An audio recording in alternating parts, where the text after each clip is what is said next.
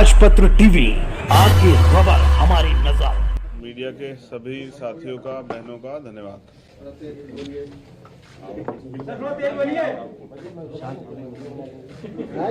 ये भोपू क्यों रखा हुआ है? तो मैं समझता हूं उत्तर प्रदेश में चुनाव है और आप सबको जानने में दिलचस्पी है कि कल जो मुलाकात हुई थी उसके बाद हम लोग गठबंधन में कितनी सीटों पे जा रहे हैं,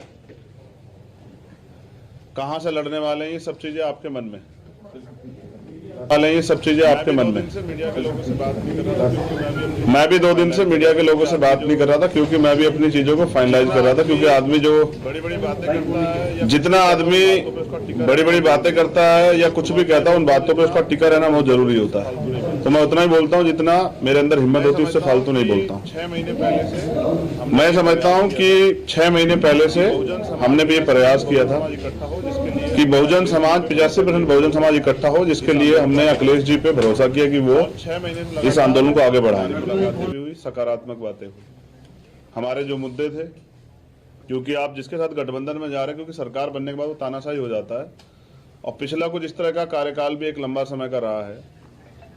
तो जो मुद्दे थे जैसे प्रमोशन रिजर्वेशन का मामला, सामाजिक न्याय का मामला, बैकलॉग का मामला, सब पे बात हुई। मुस्लिम साथियों को भी उन्होंने 18-19% आरक्षण देने की बात की थी। सब चीजें बात होने के बावजूद मैं समझता हूं कि सब चीजें, क्योंकि घोषणा करना और उन पे खड़े रहना, मुझे जवाब देना है समाज को। 2 अप्रैल के मुकदमे सरकार ने लगाए, इस सरकार को रोकने का हमने तमाम तरह से प्रयास किया और इसलिए से 2 दिन से मैं यहां हूं। 1 महीना 10 दिन से हमारी बातचीत चली और अंत तक पहुंची, क्योंकि पिछले 9 साल से लगातार हम बहुजन समाज के लोगों को इकट्ठा करने का काम कर रहे हैं।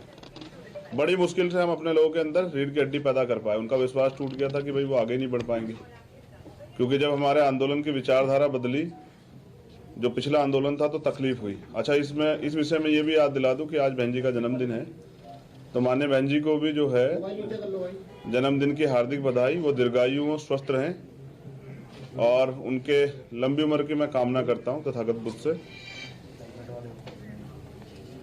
भरपूर प्रयास किए गए, क्योंकि हमारे लोगों का एक भरोसा है। पिछली बार जो अखिलेश जी की सरकार में हुआ, उनको ये डर है कि अगर हमारा लीडर वहां नहीं होगा तो कल जो सरकार बन जाएगी हमारे लोगों के वोट से, तो मुझे नहीं लगता कि उन पे सारे मुद्दों पे बात हो पाए, क्योंकि जो उनकी पार्टी से शेड्यूल कास्ट के लीडर जीत के जाएंगे या नहीं भी जाएंगे, वो बेचारे अपने राष्ट्रीय अध्यक्ष के प्रति खिलाफ नहीं हो सकते। पूरी जिम्मेदारी से 2 दिन यहाँ रहने के बाद, सारी पार्टी कार्यकर्ता बात करने के बाद, सारी चीजों को छोड़ के हमने तय किया कि बीजेपी को रोकना है, किसी भी कीमत पे रोकना है। हम लोग बीजेपी को सत्ता में नहीं आने देंगे, क्योंकि मैं निर्दोष होते 16 महीने जेल में रहा, 100 से ज्यादा मुकदमे। आज भी आप देख लो कि प्रेस को नहीं करने दे रहे हैं।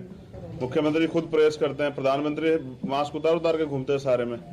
तो बीजेपी ने जो 69,000 शिक्षक भर्ती घोटाले के, इन सबको रोकने के लिए हमने एक कदम बढ़ाया। सकारात्मक रही सब चीजें, लेकिन अंत समय में मुझे लगा कि अखिलेश जी को दलितों की जरूरत नहीं है। वो इस गठबंधन में दलित नेताओं को, दलित लीडरशिप को नहीं चाहते। वो चाहते हैं कि उनको दलित वोट करें, लेकिन मेरा डर ये था कि अगर दलित उनको वोट कर देंगे तो कल जो उनके ऊपर एक आरोप पिछली सरकारों में भी रहा, क्योंकि मान्यवर काशीराम साहब को मैं नेता मानता हूँ, उन्होंने भरोसा करके नेताजी को मुख्यमंत्री बनाया, फिर क्या हुआ आपके सामने।